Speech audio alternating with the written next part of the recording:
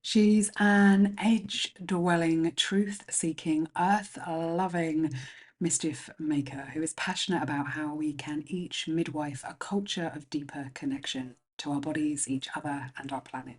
She's a writer, community leader, mentor, semi-retired facilitator with a history that includes working as a professional dominatrix and creating the interactive journal Know Your Flow and The Game, a card game that brings people together to experience deeper and more meaningful intimacy. She is Ruby May, and I hope that you love this episode as much as I did. You are listening to Adulting with Ebonie. Season 7 brings together neurodiversity, human design, and embodiment so that Gen X or millennial misfits and late diagnosed neurospices become empowered, embodied, and fully expressed. This is the show where I actively encourage you to feel your feelings rather than think them. Glow up, not grow up, and become full of yourself. Because who the fuck else should you be full of? Each week, I have real and raw conversations about what it takes to be fully resourced and have happy, healthy, intimate relationships as a dopamine-deficient adult wanting to create a better future by being the change that you want to see in the world. I am your host, Ebonie Allard, aka Ebonie Alchemy, a late diagnosed ADHDer, combined type and Asperger's in case you like specifics, artist, mystic, and self-actualization facilitator. I'm an international award-winning multiple brain integration technique master coach with special interest in embodied human design for neurodivergence. I've been in the personal development, creativity, and entrepreneurship spaces all of my life, and as a 5'2" emotional manifesting generator with a left angle cross of distraction, I am here to help you know what to trust and what to tune out. Each week, I share relatable, practical ways that mean you get to take less responsibility for more reward and safely remove your camouflage for more belonging, acceptance, and fulfillment. Ready? Let's go.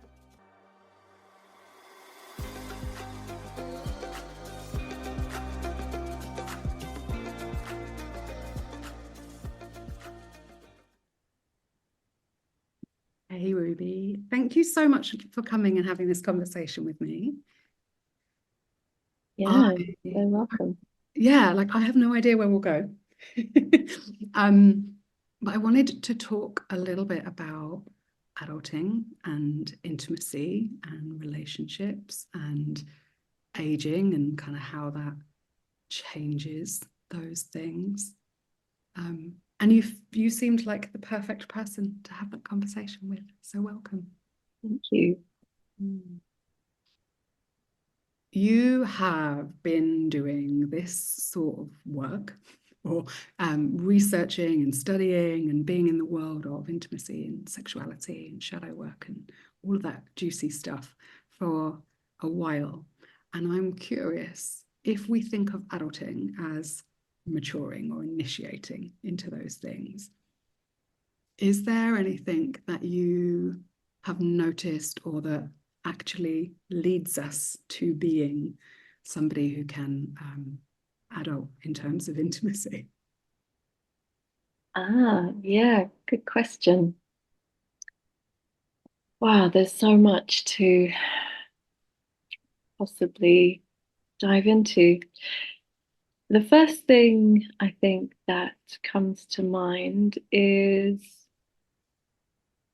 that with the phenomena of experiencing intimacy with someone, I think it requires an ability to feel ourselves and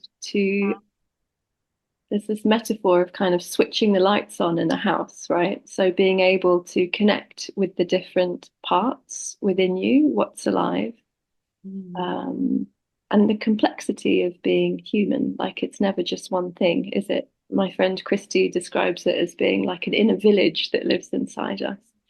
And there's something around maturing and becoming an adult where I think we are invited to be able to connect with and also just give permission to or integrate the different parts of us, some of which are contradictory, some of which we might not want to have, but are part of us.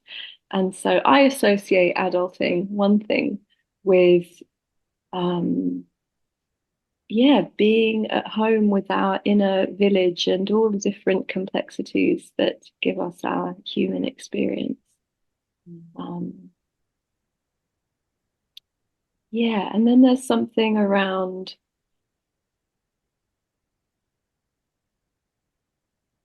I think, a sort of, I know from myself, there's been a journey of, with that, being able to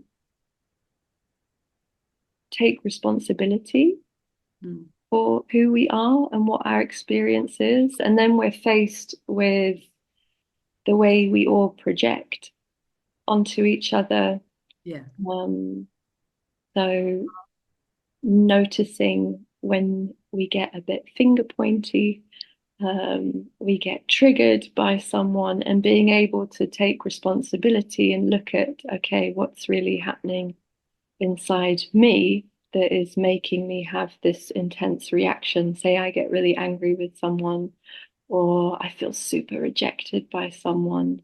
So rather than point the finger at them, like, okay, what in my life happened where I was hurt, or something happened that left a mark on me, and what's coming up for me to then connect with now as a, you know, person who has an ability to self-reflect, connect with the different parts of me, notice what I might be pushing away or not wanting to feel, and then having the courage and capacity to actually do that deeper feeling and owning. I love that. And I'm really aware. So I got a diagnosis of ADHD and autism, or Asperger's more particular, more specifically, um, last year, like a year and a half ago. Mhm, And I'm 43.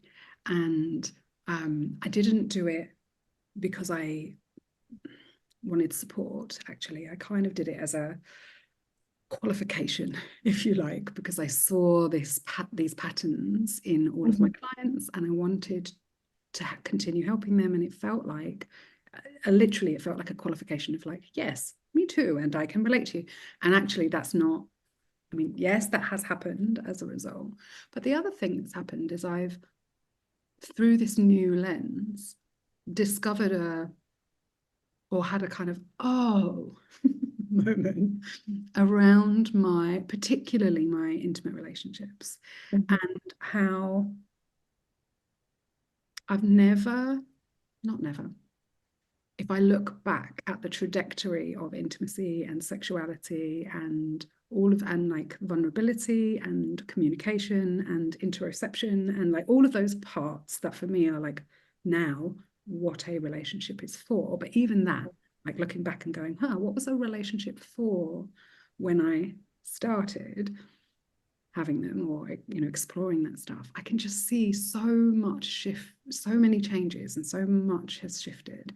And on the one hand, I'm like, oh, okay, the Aspie part of me has constantly just been searching for, what is my role here? How am I supposed to do it? Like, what are the mm, rules? What are the rules? Like, just tell me the rules.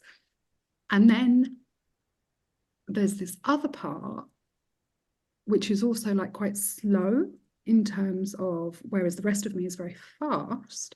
mhm, Um, and this is so interesting. Like publicly, I'm quite fast.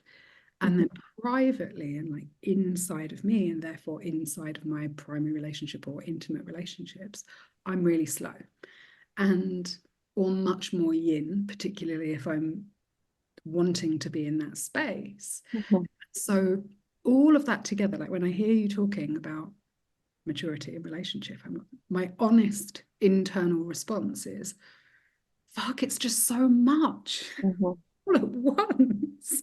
And then add in a cycle, then add in like PMDD, then add in, oh, like I've just got the hang of this cycle. Oh, look, now my body's going to change. For fuck's sake. Yeah, I think it doesn't get said enough how difficult relationships are. Mm. And I was thinking of this recently because I was seeing on social media a friend commenting on a kind of phenomenon she's observed recently of quite high profile women in the realms of professional work with intimacy and tantra and everything, kind of declaring the end, this sort of conscious uncoupling of their relationships. But until that point, they Yeah. hadn't really said anything about them struggling. Yeah. And it's like, we love to, there's something around, it's like the holy grail, isn't it? Like, it's just such a lovely thing to look at a couple and be like, wow, they've got it. I remember when I had a partner last year, Mm-hmm. it was just so lovely to see my friends' reactions or anyone that I spoke to. They were like, oh, Ruby, you give us hope. It's so lovely. And you could just see it make someone's day to like be exposed to the possibility that a happy, functional, intimate relationship is possible. Um, we kind of put that on a bit of a pedestal, and yet no one really talks about the grit, the hard work, the just sense of it being impossible sometimes that Sure. it involves. And again, this like, I think we have a lot more awareness and a lot more knowledge these days. In my dad lovingly calls that kind of my generation the kind of personal development generation, right? Because we're Mhm, like, we want to talk about everything, we want to articulate it, we want to understand it, we want to dive into it. And there's also like a lot of kind of pop psychology or like soundbite information out there in mhm, relationships. And so there's particularly a real interest on like narcissism and codependent and like mhm, functional, like actually I see a lot more information about what a dysfunctional relationship looks like. mhm. Right. What you don't see an awful lot of is I mean, you get green flags, right? But you don't get a lot of this is what it looks like to healthily move through Mhm. unmet needs or different perspectives, or like I just don't see enough people doing their working out on the outside, or at Yes. least telling us even that they're doing working out, right? Yeah, exactly that. And I think also I get the sense that we are kind of making up as we all go along. Like we're in a new era of relationships Mm. where the need to have a relationship in order to survive Mhm. is no longer such a phenomenon. I don't know, the way the world is going, we might head back towards there. But yeah, and I think that we're way less community minded than we used to be. Um, I think there's a power in, you hear a lot about needs, don't you? The importance of identifying your needs and Mhm. going for your needs and navigating your needs. And I think there's something beautiful about that. But then there's also something that, yeah, like I get a bit of a taste of this very individualistic, narcissistic, like society that is very kind of self-obsessed. And I think all these things make having a relationship harder than ever. Yeah, I do.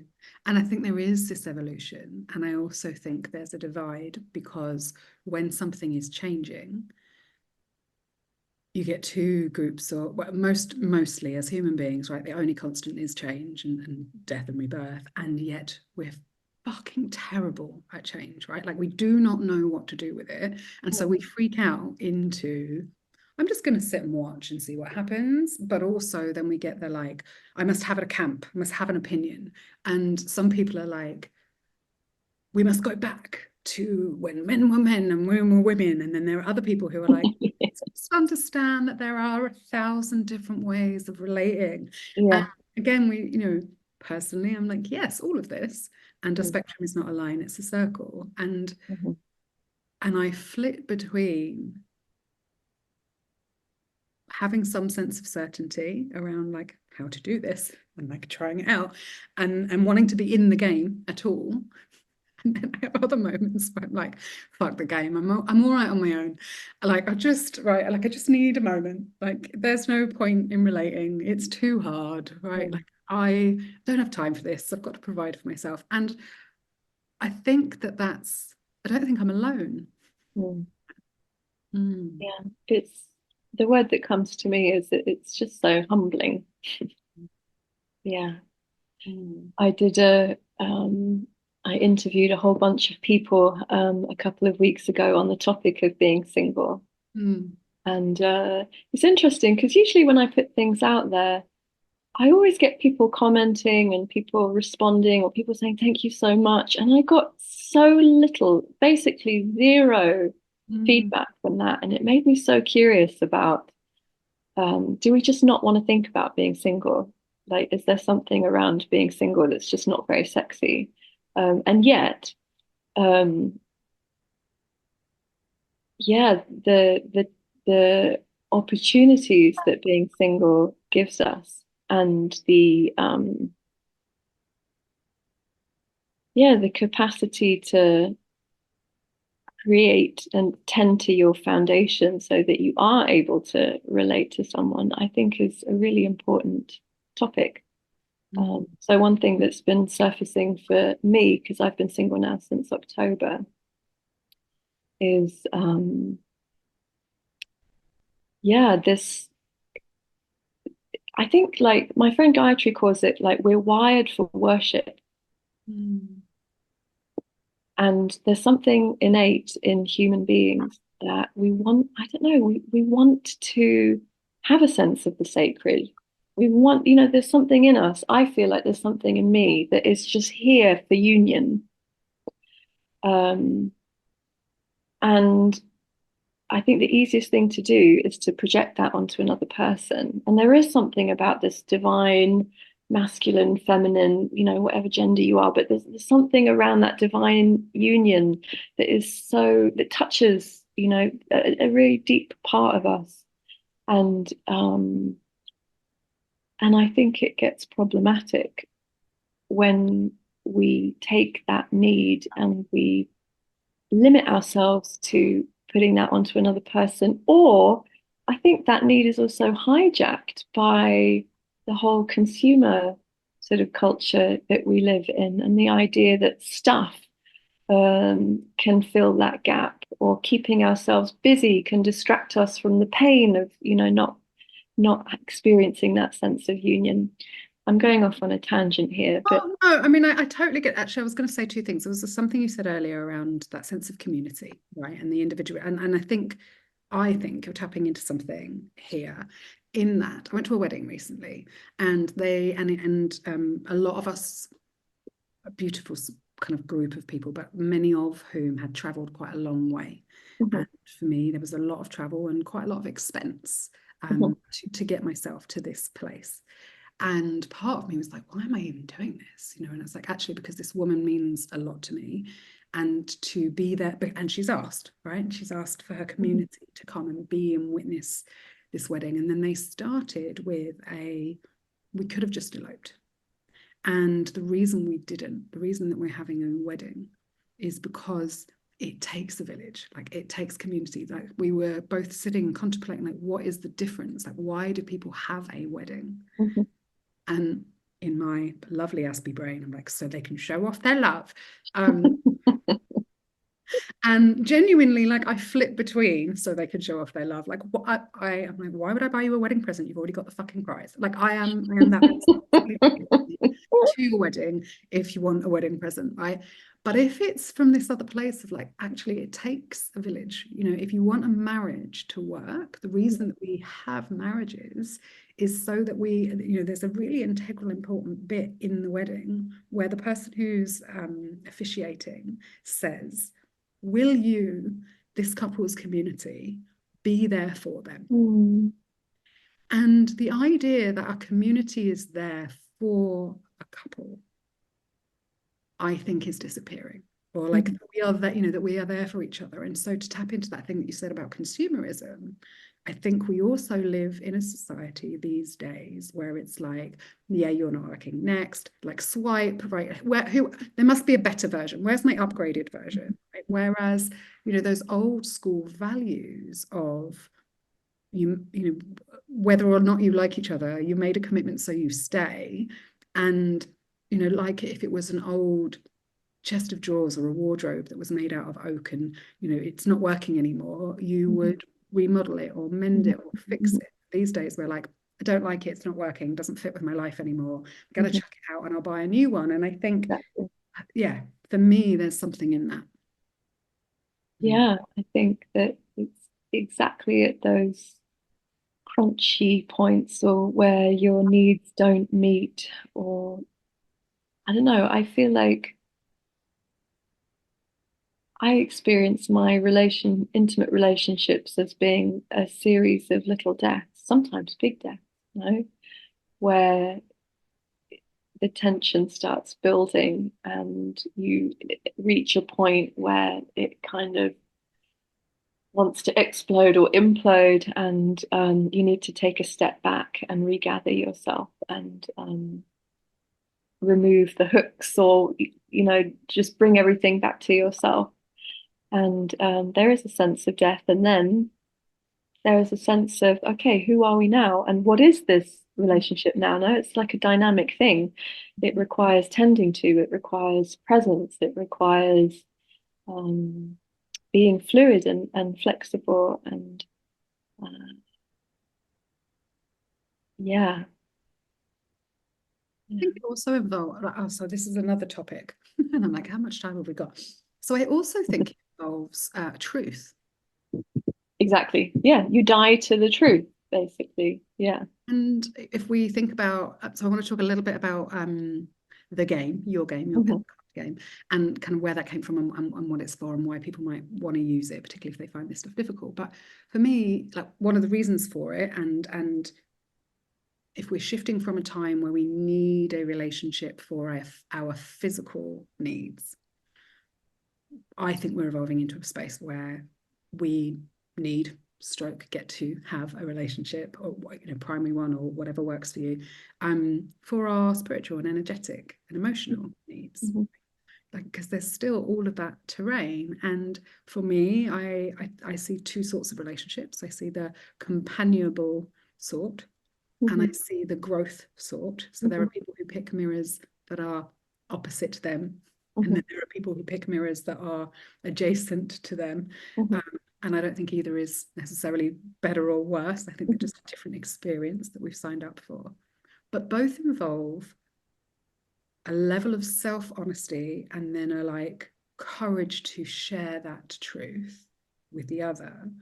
And then for me, there's this piece of, and I think as a whole society, we're navigating this at the moment. There are multiple things can be true at once. How do we hold more than one truth in the palm of our hand? Does that make sense to you?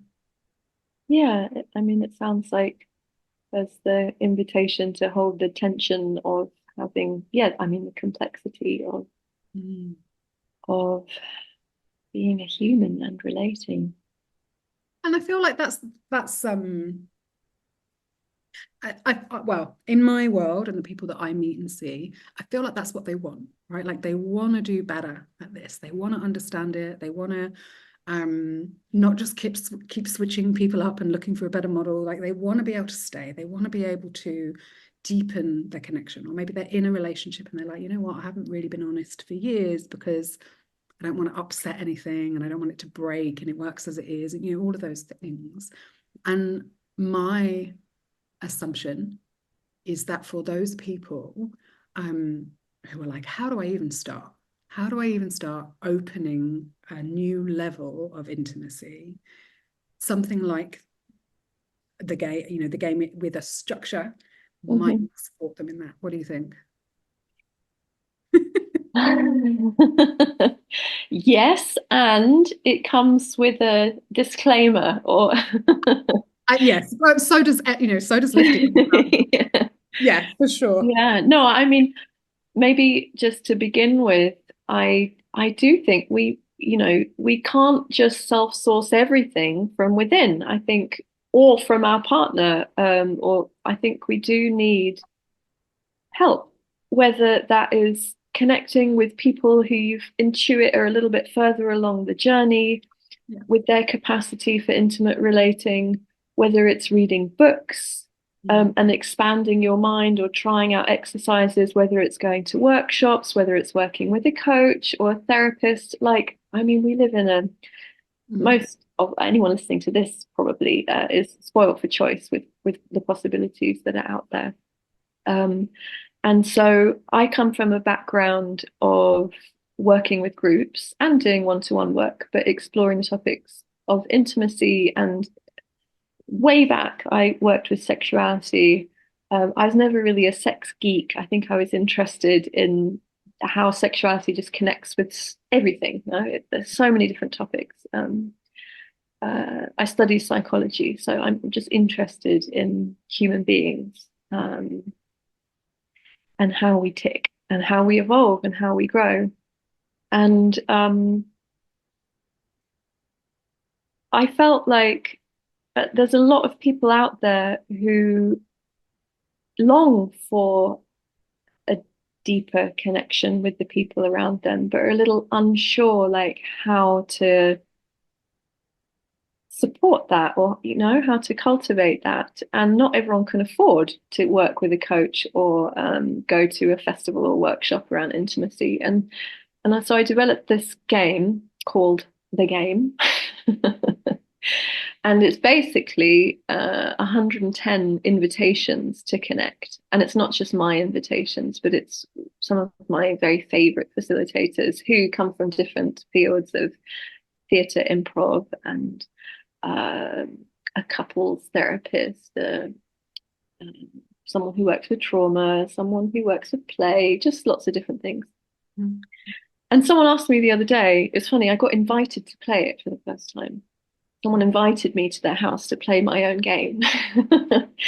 And I got asked, so Ruby, 2 years later, what would you change about it?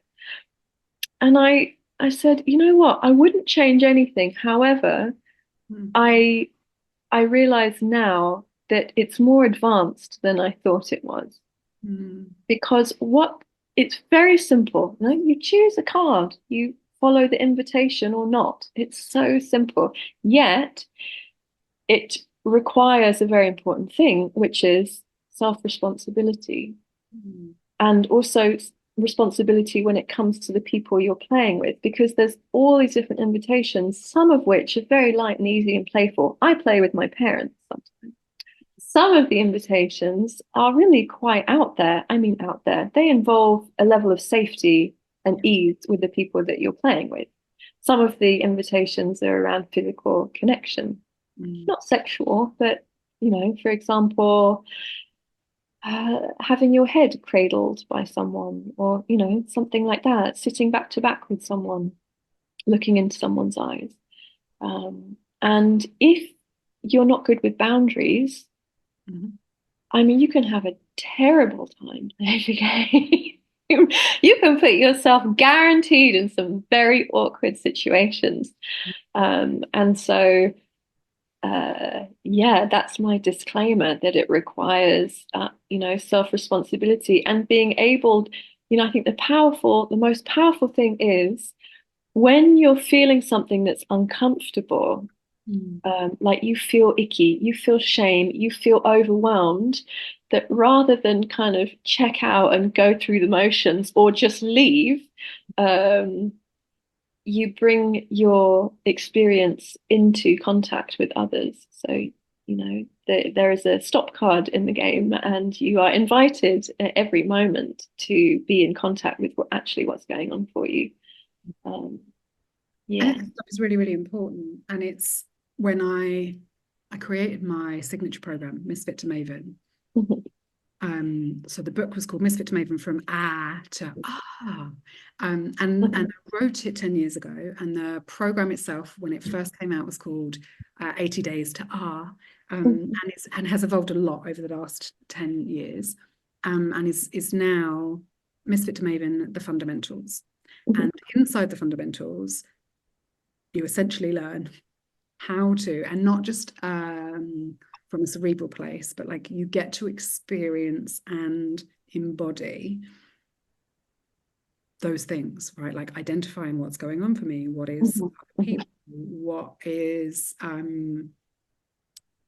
what are my yeses? What are my nos? Mhm. What makes me feel better? What are the difference between values and needs? Mhm. Where am I taking too much responsibility for other people and not enough for Mhm. myself? Where am I expecting other people to take care of? Like all of that kind of stuff, which is the fundamentals. Now, what happens is a lot of people, when I renamed it the fundamentals, were like, oh no, I'm way too advanced. Like I've Mhm. been doing this work for years, I've been having relationships for years, I've been in business for years, whatever. I don't need this fundamentals or this foundational course that you're offering me. And what has happened recently for me is that I have, and again, I think it came along with, I think it coincided with both diagnosis and 10 years later, there's something just about time where I'm like, the thing is, we all skip steps. My people, right? Like we skip steps because it's boring, because we don't have the attention span for it, because it makes us feel fear, because we disassociate, because, whatever. And the program like offers you a place. And I give its lifetime membership. I don't often do it live anymore, but I do like pop-up things here and there. And Mhm. actually this year I'm going to do a live sprint for the first time in a long time. And so people, again, people were really expecting, and I, as a business person for a long time, were like, oh, you sell a course that is step 1, step 2, step 3. And what actually happened for me is I ended up putting in pillar 8, which is ad infinitum, and you kind of come back to the beginning. And even now, when I do it, and I do it and work the pillars, I get something new every single time. Mhm. Even if we think I've done the foundational work, I'm great at taking self-responsibility. I never project on anybody else, right? Like I've done this work.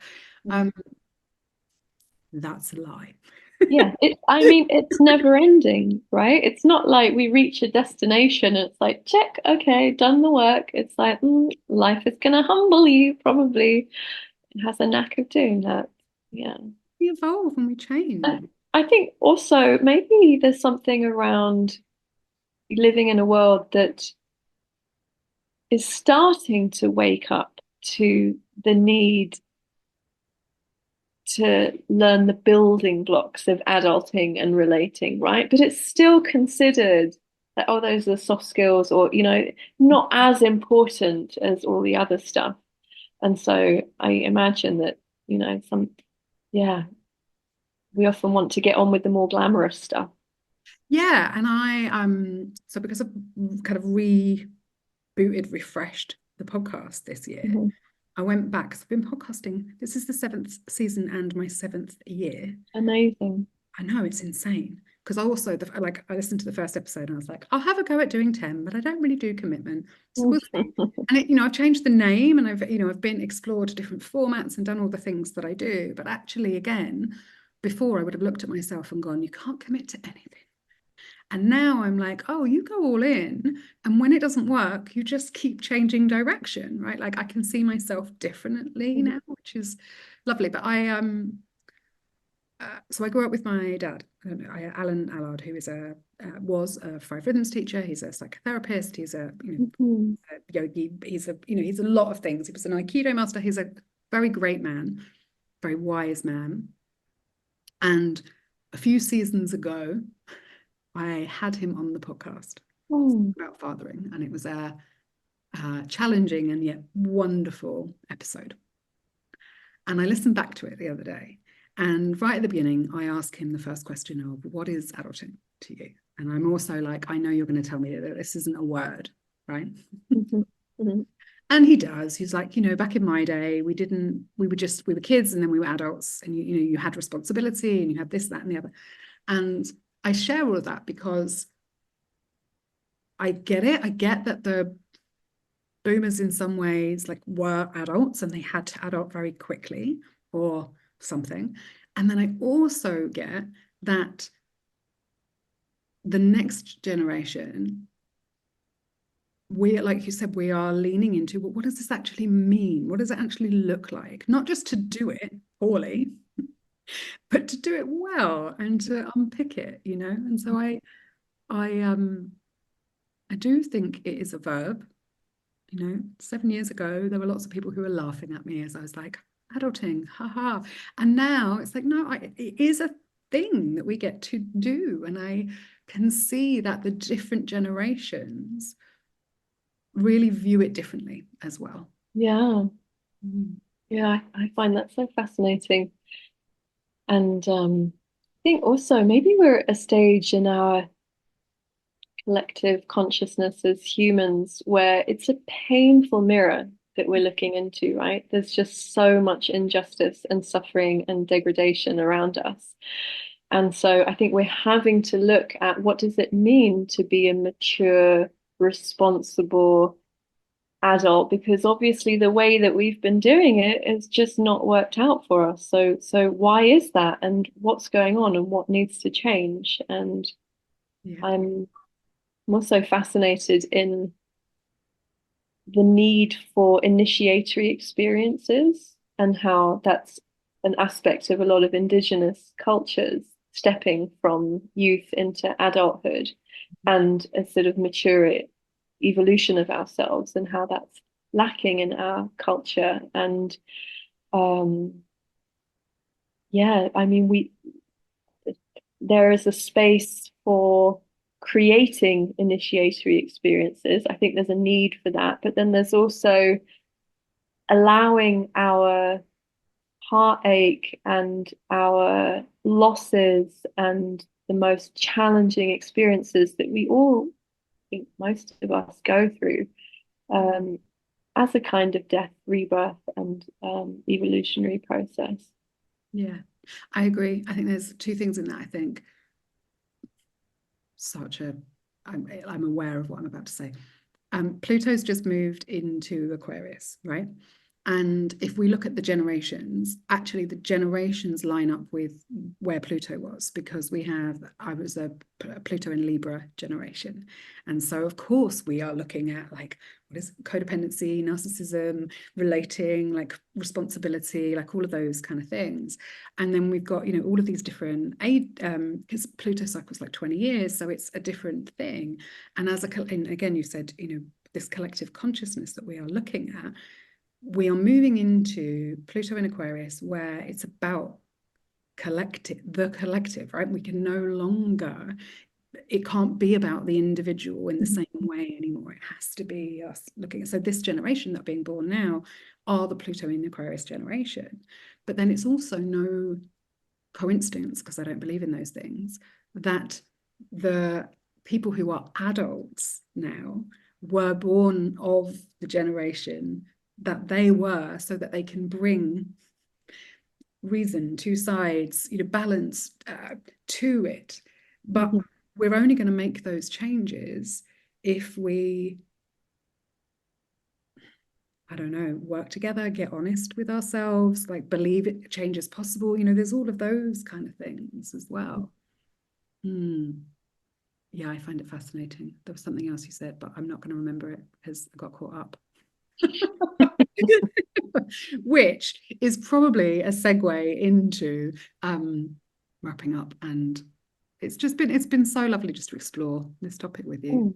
Mm. If people want to come and find out more about you, listen to other things, get the game, I'll put all your links in, but where is the best place for them to come and find you? Yeah, just really simple. rubymay.co. That's bridges to other sites as well. So I do a lot of work. We didn't touch on this, but I work a lot around, well, I guess you could call it the initiatory experiences of being in a female body. So living cyclically through the menstrual cycle. And then yeah, we didn't touch on perimenopause, but that's something that connects us as well, I think. And yeah. I'm still in denial, but interviewing makes sense. Should I need knowledge and information, it's there. Actually, you did, like, just in saying that, you reminded me of the other thing I was going to say, which is exactly that piece, right? Like, I agree about the initiation experiences, and I love the distinction between kind of creating those on purpose. And also, then I think it's really important to look at the ones that life gives us regardless, right? Like, they happen, and they also get to be, or we can choose to look at them with the same reverence we might a self-created initiation. And I grew up in a household and also in a culture. So not practicing Jewish, but Jewish ancestry, and so was very much around this kind of there is a rite of passage, there is a stepping into adulthood, there is Mhm. this process of taking on something that is a big commitment, that you agree to, do this, learn this thing that is 100 days of like being with it and then present it in front of, like, that's a big thing. And I think more people would benefit from those kind of initiations. And then I also did a lot of leading circles in fields as a teenager and initiating girls into their menage, and did that from like Oh, 14, 15, and for mhm, years and years. And again, believed, because that was my reality, that everyone had that kind of relationship with their mhm, mhm, own development, and mhm. obviously have learned not so. And so I really am such a advocate for leaning into both on purpose initiationary and ritual type experiences, and also, yeah, allowing life to initiate you and being there for it. Yeah, and again, the word humble comes to me. There's something that we don't like being humbled collectively. I feel like we value kind of pushing against or striving for or endurance. And, those are all great skills that, it serves us to cultivate. And yet there's something around letting life do you or allowing yourself to get on your knees, surrendering. Um, that I think is absolutely critical to being a human. I agree. Thank you. Thank you just so much for all the work that you do in the world, but more importantly, who you be.